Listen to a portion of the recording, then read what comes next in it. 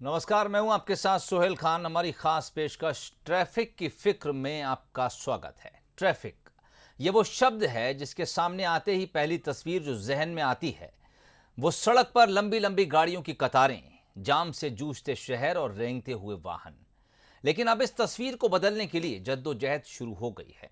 अधिकारी बेपटरी हो चुके ट्रैफिक को सुधारने की भरसक कोशिश कर रहे हैं। मध्य प्रदेश की आर्थिक राजधानी इंदौर में अब केबल कार दौड़ाने की तैयारी है, तो संगीत की नगरी ग्वालियर में प्रदेश का पहला ट्रैफिक कॉरिडोर बनेगा। अब ऐसे में सवाल उठ रहे हैं कि क्या सिर्फ केबल कार और ट्रैफिक कॉरिडोर बनाने से लोगों को ट्रैफिक की समस्या से छुटकारा मिल जाएगा? क्योंकि जिस तरह से शहरों में वाहनों की संख्या लगातार बढ़ रही है, उसे देखकर सवाल तो ये भी खड़ा हो रहा है कि क्या इस समस्या का वाकई कोई हल है या फिर हमें ऐसे ही चलते रहना है। आज इसी पर चर्चा करेंगे और कोशिश ये करेंगे कि इस चर्चा को उस अंजाम तक ले जाएं जहां हम किसी निष्कर्ष पर हों।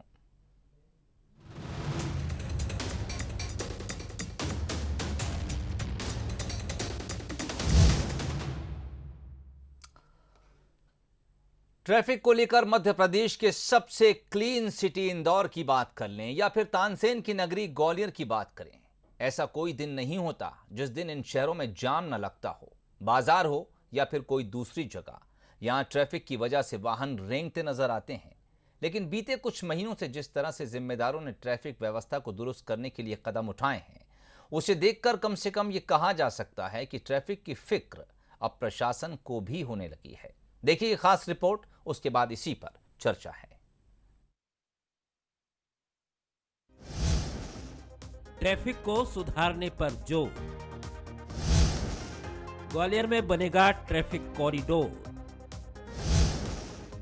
तो इंदौर में चलेगी केबल कार। ब्लूप्रिंट बना रहे जिम्मेदार। बढ़ती गाड़ियां, सिकुड़ती सड़कें, ये हाल प्रदेश के ज्यादातर शहरों का है। लगातार बढ़ रहे ट्रैफिक के लोड ने टेंशन बढ़ा रखी है। ट्रैफिक शहर का आईना होता है और ये हर जिम्मेदार अफसर को पता होता है। वाहनों की बढ़ती संख्या, खराब सड़कें और जीरो ट्रैफिक मैनेजमेंट की वजह से हर रोज वाहन चालकों की सांस फूलती है। लेकिन अब बेपटरी होते ट्रैफिक को पटरी पर लाने नए नए प्लान तैयार किए जा रहे हैं। जिम्मेदार ऐसे तरीके ढूंढ रहे हैं कि जिससे शहर में बढ़ते ट्रैफिक के दबाव को कम किया जाए। मिनी मुंबई इंदौर की बात करें तो यहाँ नए मास्टर प्लान को लागू करने के साथ ही ट्रैफिक मैनेजमेंट को बेहतर बनाने पर भी काम शुरू किया गया है। नगर निगम बेतरतीब ट्रैफिक को सुधारने के लिए केबल कार का फॉर्मूला लेकर आया है। इंदौर के सबसे व्यस्ततम इलाकों में अब केबल कार चलाई जाएगी। योजना है कि केबल कार का नेटवर्क मेट्रो और बीआरटीएस के फीडर के रूप में काम करेगा। ये प्रिलिमिनरी एक कॉन्सेप्ट है जिसकी जो फिजिबिलिटी रिपोर्ट है, फिजिबिलिटी असेसमेंट है, ये सभी अभी किए जाने हैं। क्योंकि ये कंसल्टेंट डिसाइड करेंगे कि किस मार्ग के लिए इसकी फिजिबिलिटी रहेगी, कहाँ पर ये चलाई जानी है, कितने कार चलाए जाने हैं, किस तरीके के वेंडर्स हैं जो इंडिया में ये काम कर रहे हैं, अब्रॉड से जो इसमें इन्वॉल्व वेंडर्स हैं। तो इस तरीके की चीज़ों का जो निर्णय है वो एक बार जो फिजिबिलिटी रिपोर्ट है उसके आने के बाद ही हम लोग कर पाएंगे। अब ग्वालियर के ट्रैफिक का हाल भी देख लीजिए। यहाँ लखनऊ की तर्ज पर स्मार्ट सिटी अपने इंटीग्रेटेड ट्रैफिक मैनेजमेंट सिस्टम के तहत प्रदेश का पहला ट्रैफिक कॉरिडोर बनाएगी। ट्रैफिक कॉरिडोर यानी कि एक लंबे रास्ते को चुनकर उसमें करीब 4 से 5 ट्रैफिक जंक्शनों को शामिल किया जाएगा। इससे फायदा ये होगा कि ट्रैफिक जंक्शनों पर सिग्नलों की टाइमिंग इस तरह होगी जिसमें ट्रैफिक का फ्लो नहीं रुकेगा। वाहनों को हर ट्रैफिक सिग्नल पर ग्रीन सिग्नल मिलेगा। इससे समय की बचत होगी ही, साथ ही ट्रैफिक की समस्या से भी निजात मिलेगी। हम लोगों ने ग्वालियर स्मार्ट सिटी के अंतर्गत इंटीग्रेटेड ट्रैफिक मैनेजमेंट शुरू करा है। इस सिस्टम के भिन्न भिन्न पार्ट हैं। इस सिस्टम में एक तो हम लोग ANPR कैमरा और RLVD कैमरे की मदद से हम लोग ट्रैफिक लाइट को रेगुलेट करते हैं। इसमें हमारा ऑटोमेटेड ट्रैफिक कंट्रोल सिस्टम है, जिसके अंतर्गत जो हमारी डिफरेंट जंक्शन पे जो हमारी ट्रैफिक लाइट का काउंटर लगा हुआ है, वो कितना ट्रैफिक उस समय उस जंक्शन पे खड़ा हुआ है उसको देख के वो रीसेट हो सकता है। ट्रैफिक व्यवस्थाओं को सुधारने और यातायात के नियम के प्रति जागरूक करने के लिए प्रदेश भर में सड़क सुरक्षा अभियान चलाया जा रहा है। जिम्मेदार भी बढ़ते ट्रैफिक लोड को कम करने में लगे हैं। नए नए फॉर्मूला तैयार किए जा रहे हैं। ताकि शहर की सड़कों पर रेंगते ट्रैफिक को दुरुस्त किया जा सके और जिन लोगों का ट्रैफिक से जूझने का रूटीन बन चुका है उससे उन्हें राहत मिले। Bureau report, Bansal news. तो जिस तरह से हमने रिपोर्ट में जिक्र किया कि सड़कें सिकुड़ती जा रही हैं लेकिन गाड़ियां लगातार बढ़ती जा रही हैं, तो गाड़ियों का बढ़ना अगर वक्त की डिमांड है तो सड़कों का सिकुड़ना भी लाजमी है, क्योंकि सड़कों को हम इतनी आसानी से चौड़ा नहीं कर सकते, उन्हें फैला नहीं सकते। दरअसल जो बस्तियां आज से दशकों से और सदियों से बसी हुई हैं, वहां पर सड़कों को चौड़ा करना इतना आसान नहीं है। ना ही आप ज़रूरतों को ध्यान में रखते हुए गाड़ियों की संख्या किसी शहर में घटा सकते हैं। तो फिर अल्टरनेट तरीके होना क्या चाहिए और क्या वाकई इस गंभीर समस्या से आम लोगों को कभी निजात मिल पाएगी? इसी पर आज हम चर्चा करेंगे और इस वक्त मेरे साथ जो मेहमान स्टूडियो में जुड़ गए हैं उनसे आपको मिला देता हूं। प्रफुल्ल जोशी साहब हमारे साथ जुड़े हैं। आप ट्रैफिक एक्सपर्ट हैं और इंदौर जो सबसे क्लीन सिटी है लेकिन ट्रैफिक की समस्या से जूझ रही है। जोशी साहब, स्वागत है बंसल न्यूज में आपका। इसके अलावा दरअसल ट्रैफिक की समस्या होती क्या है, इससे किस तरह से तमाम वो पुलिसकर्मी जो ट्रैफिक की जिम्मेदारी संभालते हैं वो उलझते हैं, इस पर हम बात करेंगे। RN त्रिपाठी साहब हमारे साथ मौजूद हैं। आप DSP हैं ट्रैफिक पुलिस ग्वालियर से, हमारे साथ जुड़े हैं। त्रिपाठी साहब, बहुत स्वागत बंसल न्यूज में आपका। जोशी साहब, शुरुआत आपसे करना चाहूंगा। मैं उन तमाम हल के ऊपर बाद में जाऊंगा कि किस जरिए से हम इस ट्रैफिक समस्या से निजात पा सकते हैं, लेकिन उससे पहले मैं चाहूंगा आप उन समस्याओं का जिक्र जरूर करें जिन्हें आप इंदौर में एक बड़ी समस्या के तौर पर देखते हैं, क्योंकि इंदौर अब महानगरों की दौड़ में है और ऐसे में इस शहर की रफ्तार अगर कोई थाम रहा है या रोक रहा है तो वो यकीनन ट्रैफिक है।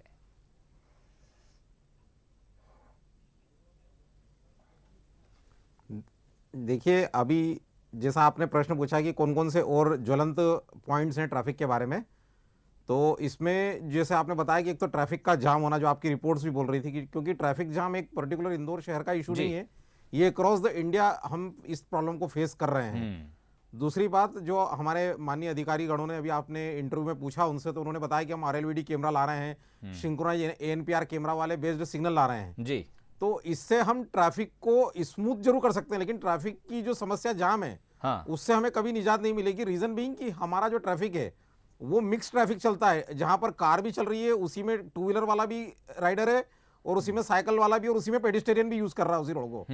तो हमारे पास जब मिक्स ट्रैफिक होता है तो we are not in a position to maintain the speed of entire traffic in the one way. Okay, तो ये एक बहुत बड़ी समस्या है जिसको हम फेस करेंगे। तो बेटर इसका जो ये ऑप्शन आया है कि हम केबल कार्स लेके आए, तो केबल कार से क्या होगा कि जो एक पेडिस्टेरियन है और वो यूजर जो जल्दी से पब्लिक ट्रांसपोर्ट को यूज करते हुए आगे जाना चाहता है, तो वो व्यक्ति इस ट्रैफिक का पार्ट नहीं रहेगा उस केस में। जो अभी पैदल चल के रोड इधर से उधर क्रॉस कर रहा था या उसको इधर इस चौराहे से उतर के दूसरे चौराहे से अपनी ऑटो या मैजिक पकड़ना थी, तो ये एक बहुत बड़ा सेगमेंट है हमारे इंडिया के अंदर ट्रैफिक में। तो ये ट्रैफिक ऑटोमेटिकली हमारा डाइवर्ट हो जाएगा एक केबल कार पे।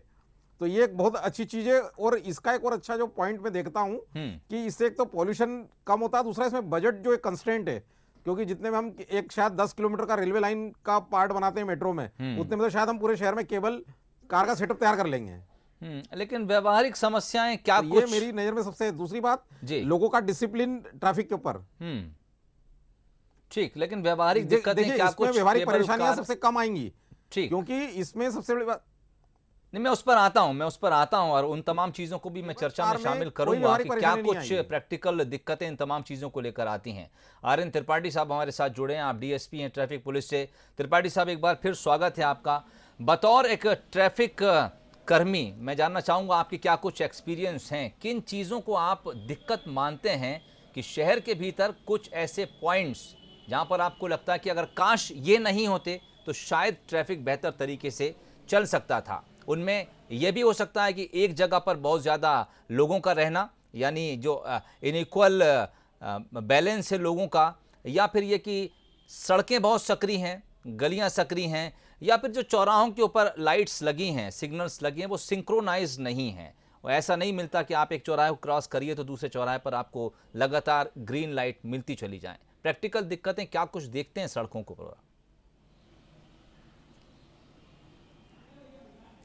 इसमें जो आपने ये प्रश्न किया है, इसके तारतम्य में मुझे ये कहना है जी कि जो लाइटें लगना है या सड़कें चलना है या जो वाहन चालक गाड़ी चलाते हैं, उसके लिए जब भी मैं किसी स्कूल वगैरह में जाता हूं, कहीं जाता हूं, तो सबसे पहले हमारे यातायात को नियंत्रण करने के लिए सबसे बेसिक चीज़ है एजुकेशन। यानी जो आदमी सड़क पर चल रहा है उसको सबसे पहले यातायात के जो चालन के नियम हैं वो उनका ज्ञान होना चाहिए। पीली लाइट का क्या मतलब है, ऐसी कई सी भ्रांतियाँ हो जाती हैं जिनसे जो यातायात ट्रैफिक में अवरोध उत्पन्न आता है। दूसरा, जो सड़कें की चौड़ाई नहीं की जा सकती है किंतु वाहन जो है बेतहाशा बढ़ रहे हैं, इससे जो जाम की समस्या लग रही है, जाम की समस्या के लिए जो भी शहर डेवलप किए जाएं या जो भी मकान बनाते जाएं उनमें पार्किंग की व्यवस्था, जैसा एक सर्वे के आंकड़े के अंतर्गत आया है कि जो जितने भी वाहनों की बिक्री होती है उनमें से 90 से 92 94% तक वाहन कहीं ना कहीं खड़े रहते हैं। प्रचालन क्रिया में 10-8% ही वाहन आते हैं। तो आपने ये जो जाम की समस्या निजात पाने के लिए बेहतर पार्किंग समस्या और ट्रैफिक रूल्स का ज्ञान और ट्रैफिक का होना जरूरी है। रही सवाल जो एक सिग्नल से दूसरे सिग्नल का ग्रीन ना मिलना, उसके विषय में अपने यहाँ पे वाहनों की चालन जो स्पीड है वो निर्धारित नहीं है। अपने प्रत्येक वाहन पर हर प्रकार का वाहन, उसमें ऑटो भी है, उसमें मोटरसाइकिल भी है, उसमें कार भी है और यहाँ तक कि लोडिंग गाड़ियाँ भी हैं और कभी कभी यहाँ तक कि आपने देखा होगा बैलगाड़ी तांगा भी आ जाते हैं। तो उस जो ग्रीन लाइट एक चौराहे से दूसरे लाइट पे मिले वो वही संभव है जहाँ पर स्पीड का निर्धारण बिल्कुल सामान्य गति से हो, तो वो सक्सेस है। इसलिए मैं इंदौर भी रहा हूँ, भोपाल भी रहा हूँ, ग्वालियर भी रहा हूँ, यहाँ का भी ट्रैफिक इतना स्मूथ नहीं है कि वो सिग्नल यहाँ पर लागू किए जा सकें। अब रहा सवाल सड़कें नहीं बढ़ाई जा सकती हैं, तो आपने देखा होगा समय समय पर बनवे निर्धारित करके इससे यातायात को सुगम बनाया जा सकता है। लेकिन वाहन की संख्या बहुत अधिक बढ़ रही है जिससे यातायात में बहुत ही परेशानी आ रही है। ठीक, मैं और कुछ बातों की तरफ आपका ध्यान दिलाना चाहूँगा। प्रफुल्ल जोशी साहब हमारे साथ इस वक्त जुड़े हुए हैं। जोशी साहब, त्रिपाठी साहब का भी ये कहना है कि दरअसल जो सिंक्रोनाइजेशन है आप सिग्नल्स का, उनको मेंटेन नहीं कर सकते और आपने भी शुरुआत में वो बात कही थी कि दरअसल एक सड़क के ऊपर सारी गाड़ियाँ एक साथ दौड़ रही हैं, कार की स्पीड कुछ और है, बाइक की स्पीड कुछ और है। और त्रिपाठी साहब ने यहाँ तक कह दिया कभी कभी शहरों के अंदर बैलगाड़ी और तांगे भी आ जाते हैं, ऐसे में सिंक्रोनाइजेशन तो हो नहीं सकता। खैर, ये एक अलग मुद्दा हो सकता है। अब बात ये करें कि दरअसल प्रशासन ने अब जिन चीज़ों को लेकर पहल की है, मिसाल के तौर पर इंदौर में कह रहे हैं कि हम केबल कार लेकर आएंगे, या फिर ग्वालियर के अंदर एक पूरा ट्रैफिक कॉरिडोर बनाया जा रहा है और उसको इस तरह से डिज़ाइन करेंगे कि सिंक्रोनाइजेशन बेहतर तरीके से हो सके। तो सिंक्रोनाइजेशन वाली बात पर तो अब ये दिक्कत आती है कि स्पीड वेरिएशन बहुत ज़्यादा है, लेकिन मैं जो ऑल्टरनेट तरीके इस वक्त ढूंढे जा रहे हैं, इंदौर को लेकर खासकर बात करूँगा, जिसको लेकर आपने भी कहा कि एक बेहतर ऑल्टरनेट हो सकता है। लेकिन क्या जो ऐसे शहर जो सपाट समतल पर हैं, वहाँ पर ये चीज़ कारगर रहेगी? खर्चा एक बार इंफ्रास्ट्रक्चर को लेकर हो सकता है, लेकिन फिर इसको बियर करने वाली जो जनता है, कितना इसका टिकट हो सकता है, कितना महंगा ये यातायात का साधन होगा, क्या आम आदमी इसको यूज कर पाएगा?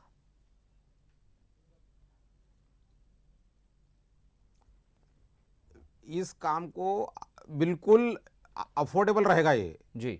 इसका रीजन भी कि जहां गवर्नमेंट ये जो इंफ्रास्ट्रक्चर इस तरीके के बनाती है तो एक पर्टिकुलर कॉस्ट गवर्नमेंट अपनी लगाती है और उसके बाद एक ऑपरेशनल पार्ट जो होता है, क्योंकि गवर्नमेंट के लिए प्रॉफिट मेकिंग सेंटर नहीं होते हैं, उसका ऑपरेशनल पार्ट बहुत अच्छा होना चाहिए जी। तो इस केबल कार में सबसे अच्छी बात क्या रहती है कि आपको उस तरीके की परेशानियां नहीं आती, क्योंकि जो केबल कार है वो 3 मशीनों से चलती है और एक मशीन कम से कम 3 से 4 किलोमीटर का ट्रैफिक मैनेज करती है। क्योंकि मैं इस केबल कार के काम को मैंने काफी मलेशिया में काफी गौर से देखा है, वहां पे करीबन 80-90 किलोमीटर का केबल कार्स का नेटवर्क है। उस पर मैं कम से कम 1 महीने वहां रहा हूं और मैंने उसको काफी रोजाना मैं यूज करता था आने जाने के लिए। जोशी साहब, एक चीज और समझना चाहूंगा, केबल कार, जब हम केबल कार का जिक्र करते हैं तो क्या सिर्फ ये एयर टू एयर मूव करेगी, या फिर ऐसी स्थिति भी अब आ गई है कि आप जमीन के ऊपर भी एक नया कॉरिडोर बनाकर, जिस तरह ट्राम चलती है कोलकाता में, उस तरह से भी केबल कार को ऑपरेट कर सकते हैं? ये ऊपर के ऊपर ही रहेगी। नहीं, केबल कार मतलब यू आर इन उड़न खटोला, जिसको हमारी हिंदी भाषा में बोलते हैं जी। ये केवल एयर टू एयर ही रहेगा, है वायर पे चलेगा पूरा है। केबल का मतलब ये ना वायर पे चलना है आपको पूरा। ठीक जी। और जमीन से कम आप करीबन 35 से 40 फीट ऊपर रहेंगे हमेशा। तो इसलिए उस तरीके की समस्या नहीं आएगी, पॉल्यूशन की समस्या नहीं आएगी। दूसरी बात, एक केबल कार के अंदर जो केबल कार का जो केबिन होता है उसमें आपके पास 2 ऑप्शन हैं, आप 10 का भी बना सकते हैं, आप 15 का भी बना सकते हैं, उसके बाद 22 का भी बना सकते हैं। अच्छा, तो जैसी आपकी रूट की आवश्यकताएं हैं, आप वैसी केबल कार को या वैसी आप उसके अंदर जो कार होती है जिसको कार बोलते हैं केबिन, उसको आप यूज कर सकते हैं। तो आप अपने ट्रैफिक के हिसाब से यूज कर सकते हैं। हो सकता है हमारे यहाँ जहाँ ज्यादा ट्रैफिक है आप वहाँ 22 वाला केबिन लगाइए, जहाँ आपका ट्रैफिक कम है आप वहाँ 10 वाला लगा दीजिए, या ऐसा भी कर सकते हैं कि 22 वाला भी रखें, 10 वाला भी रखें। तो ये बहुत ईजी है, मतलब बहुत ऑपरेशन बहुत आसान है इसका जी। इंफ्रास्ट्रक्चर बनाना जरूर शायद चैलेंजिंग हो सकता है, लेकिन इसका ऑपरेशनल पार्ट बहुत अच्छा और ये लॉन्ग टर्म सर्वाइव करने वाली चीज है। तो इंदौर में हम भविष्य में देख सकते हैं केबल कार?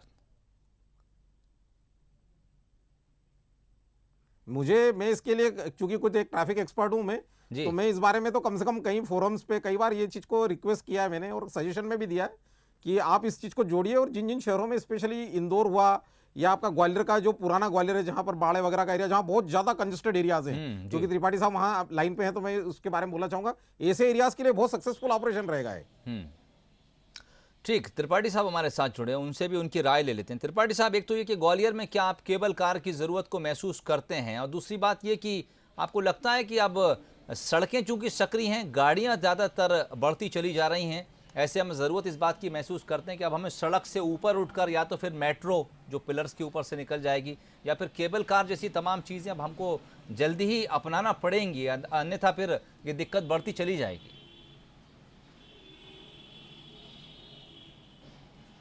ये ग्वालियर शहर में वर्तमान में मैंने यहाँ पर काफ़ी समय से मैं यहाँ ट्रैफिक व्यवस्था देख रहा हूँ। वर्तमान में ग्वालियर मध्य प्रदेश में 7 पुल जो रेलवे के ओवर ब्रिज हैं, 7 ब्रिज यहाँ बनाए जा रहे हैं, जिसमें लगभग 3-4 पूरे हो चुके हैं और 2-3 निर्माणाधीन हैं, वो भी पूरे होने वाले हैं। इसके अलावा यहाँ पर नगर निगम द्वारा इसी दबाव को कम करने के लिए, जैसे हमारे यहाँ पर गोला मंदिर चौराहा एक है, आकाशवाणी तिराहा है और लक्ष्मीबाई प्रतिमा है, कई जगह पर पैदल यात्रियों के लिए फुटओवर बनाए गए हैं। आपने देखा होगा कि अपने यहाँ पर एक भी आदमी उससे पैदल निकलने की चेष्टा भी नहीं करता।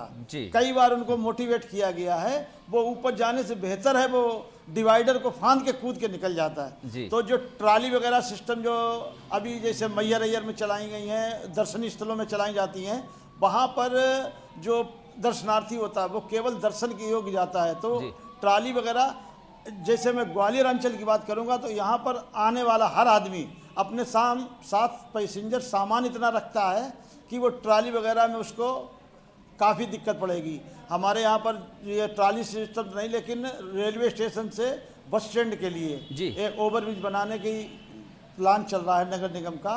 तो उसमें सामान की इतनी अधिकता रहती है सवारी पैसेंजरों के पास इस ग्वालियर अंचल वगैरह में कि वो फुटओवर जाना पसंद ही नहीं करते, 60 से 60 कट घूमते हैं, और वो जो डिवाइडर वगैरह भी उसको कूद के निकलना वो पसंद करते हैं। तो मैंने जो शुरू में अपनी बात रखी थी कि एजुकेशन, जब तक अच्छा शिक्षा का प्रसार, और ग्वालियर में कई मार्केट हैं, ट्रांसपोर्ट मार्केट है, बस स्टैंड है, लोहिया बाजार हैं, कपड़ा बाजार हैं, इंदौर में भी हैं, इनको दूसरी जगह नगर निगम द्वारा या प्रशासन द्वारा बाजार अलॉट भी किए गए हैं, लेकिन इनको वहाँ जाने में बहुत दिक्कत होती है। तो इस प्रकार से दबाव बढ़ता ही चला जाता है। जैसा कि हमारे साथी ने बताया कि मोटिवेट करने के साथ साथ जन इच्छा भी बहुत जरूरी है। ठीक है, लोगों को तो जागरूक करना ही पड़ेगा कि वो इन तमाम चीज़ों को फॉलो करें और नियमों को मानें।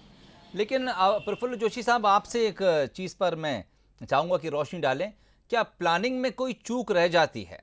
क्योंकि दरअसल हम अक्सर ये देखते हैं कि हम आज की ज़रूरत को महसूस करते हुए प्लानिंग करते हैं और कोई ना कोई हल ढूंढ लेते हैं, लेकिन 10 साल के बाद फिर वो समस्या दोबारा आ खड़ी होती है।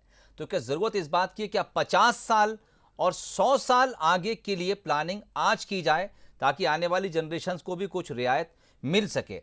और जैसा कि त्रिपाठी साहब कह रहे थे कि लोग फुटओवर ब्रिज यूज़ नहीं करते हैं, मुझे एक भोपाल का किस्सा याद आया। हमारे ऑफिस के नज़दीक यहाँ एक 10 नंबर मार्केट कहलाता है, लोकल मार्केट है, 40 फीट चौड़ी तकरीबन वो सड़क होगी, लेकिन यहाँ पर एक फुटओवर ब्रिज बनाया गया जो कि तकरीबन 40 फीट ऊंचा था। तो अब आपको 40 फीट चौड़ी सड़क पार करनी है तो 40 फीट पहले ऊपर चढ़िए, फिर 40 फीट रोड क्रॉस करिए और फिर 40 फीट उतरकर नीचे आइए। ऐसे में आदमी सोचता है कि 120 फीट चलने से बेहतर यह है कि यहां से शॉर्टकट मारो और रोड क्रॉस कर लो। आपको लगता है प्लानिंग में कहीं चूक होती है? नहीं सर, इसमें दो चीजें हैं। शॉर्टकट जैसा आपने बताया ना, तो ये इंडिया की एक मेंटेलिटी है शॉर्टकट जी। ये जो हर चीज में मतलब रोड पे स्पेशली इसका उदाहरण ज्यादा मिलता है और उसी के कारण हादसे के सबब बनते हैं शॉर्टकट ही। हाँ। लेकिन मेरा ऐसा सोचना है कि हम अगर वर्ल्ड वाइड अगर देखें तो यही चीज तो आदमी एक्सेप्ट भी करता है जी। यही चीज देखिए, आप कई शहर जाएंगे, हम चूंकि मेरा फॉरेन का भी काफी एक्सपोजर है, तो हम देखते हैं कि आदमी का टर्न अगर 2 किलोमीटर जाने के बाद भी यू टर्न है तो वो 2 किलोमीटर जाता है और बराबर यू टर्न लेता है। जैसे कि त्रिपाठी साहब आप बता रहे थे कि एक एजुकेशन, उसके साथ साथ कहीं ना कहीं आदमी में एक डर कि इन्फोर्समेंट की अगर मैं रॉन्ग साइड पकड़ा जाता हूं तो मुझ पर लंबा जुर्माना भी होगा। हाँ। ये भी एक संभावना है। दूसरा, जैसा आपने बताया कि प्लानिंग, तो प्लानिंग में कहीं चूक नहीं है, सबसे बड़ी चूक आती है हमारे यहाँ इंप्लीमेंटेशन में, ठीक, उसकी इच्छा शक्ति में। एक व्यक्ति आता है, उसको प्लानिंग को आगे बढ़िया फाइल चलती है, उसके बाद वो फाइल दूसरा अधिकारी आता है, बोले नहीं इसमें चेंज होगा, वो फाइल वापस जहां थी वहीं वापस आ जाती है, फिर वापस एबीसीडी होती है। तो कई, मैं खुद इस ट्रैफिक के विभाग से काफी टाइम से जुड़ा हूं और जद्दोजहद करता रहता हूं, लेकिन मैं देखता हूं कि इच्छा शक्ति हमें सबसे ज्यादा जरूरी है कि हम ऐसे अधिकारियों की रिक्वायरमेंट हमें सबसे ज्यादा है कि जो वास्तव में पीछे लग के काम को कराए। हुक्स और crooks work has to be done because this is for the public. अधिकारियों की बात आपने काम भी लेट होता है, जनता परेशान होती है। अधिकारियों की आपने बात की, मैं चाहूंगा कि इस वक्त मौजूदा मौजूदा वक्त में हम प्रशासन के साथ जो अधिकारी देख पा रहे हैं, अब हम ये देखते हैं कि कई स्मार्ट ऑफिसर्स हमें देखने को मिलते हैं जो बेहद शार्प हैं और अक्सर उनके पास कुछ ऐसा विजन भी है, या तो वो विदेशों को स्टडी करते हैं या फिर कई लोग विजिट भी किए हुए होते हैं। वो ये कोशिश करते हैं कि 50 साल आगे की तकनीक को आज अपनाया जाए। मौजूदा दौर में प्रशासन जो कुछ काम कर रहा है, जिसके तहत हम इंदौर में केबल कार लाने की बात करें या फिर ग्वालियर में ट्रैफिक कॉरिडोर बनाने की बात करें, आपको लगता है कि अगर इन्हीं चीज़ों को बेहतर तरीके से इंप्लीमेंट कर दिया जाए तो शायद आने वाले वक्त में हम इस ट्रैफिक की समस्या से निजात पा सकेंगे?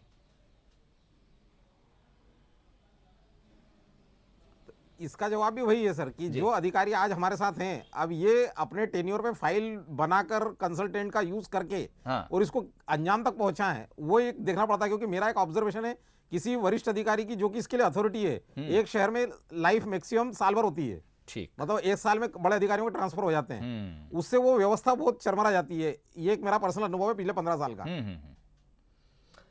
ठीक, तो एक तो ये जरूरत है कि लोगों को जागरूक किया जाए, ये बहुत बड़ा रीजन है हमारे यहाँ पे कि, और दूसरा ट्रैफिक की हमारे यहाँ नोडल एजेंसी नहीं है जी। नहीं सुहेल सर, एक और चीज मैं यहाँ जोड़ना चाहूंगा जी सर, मेरी एक बात सुनिए कि इसमें जो सबसे महत्वपूर्ण बात है, हमारे इंडिया में एक ट्रैफिक की कोई नोडल एजेंसी नहीं है। उसके कारण हमें बहुत समस्या आती है कि कहीं कुछ कामों के लिए मुझे नगर निगम से बात करना पड़ती है, किसी काम के लिए मुझे सीपीडब्ल्यूडी से बात करना पड़ती है, कई बार मुझे उसी काम को करने के लिए नेशनल हाईवे से बात करना पड़ती है। तो एक हमारे यहाँ एक अथॉरिटी नहीं है कि ट्रैफिक का लिए अगर कोई रोड से जुड़ा हुआ काम है तो एक सिंगल पॉइंट विंडो होना चाहिए जहां जाने से आपके सारे काम हो जाएंगे। ये भी आपने बड़ी गवर्नमेंट के एंड पे भी बहुत दिक्कत आती है। गवर्नमेंट को आज फ्लाईओवर बनाना है तो गवर्नमेंट के इंटरनल डिपार्टमेंट में मंजूरी लेने में बहुत परेशानी होती है। बड़ी महत्वपूर्ण आपने बात कही है और मुझे भोपाल का एक किस्सा और याद आ गया, चलते चलते मैं उसका जिक्र कर दूं। भोपाल का एक बड़ा व्यस्ततम चौराहा है, रंग महल चौराहा उसे कहते हैं, टीटी नगर के नजदीक है। अचानक उस चौराहे के चारों तरफ बैरिकेडिंग की गई और चारों तरफ से उस चौराहे को खोदना शुरू कर दिया गया। बताया गया कि नगर निगम यहाँ पर अंडरपास बना रहा है, चारों तरफ के लोगों को जमीन के नीचे से इधर से उधर जाने की आसानी मिल जाएगी। लेकिन कुछ दिनों के बाद पता चला कि सारी बैरिकेडिंग हटा दी गई और गड्ढों को दोबारा पूरा जाने लगा। पता चला क्या हुआ, पीडब्ल्यूडी विभाग ने कहा कि किसकी परमिशन से खुदाई हो रही है, हमने तो इस पूरे प्रोजेक्ट को परमिशन दी ही नहीं है।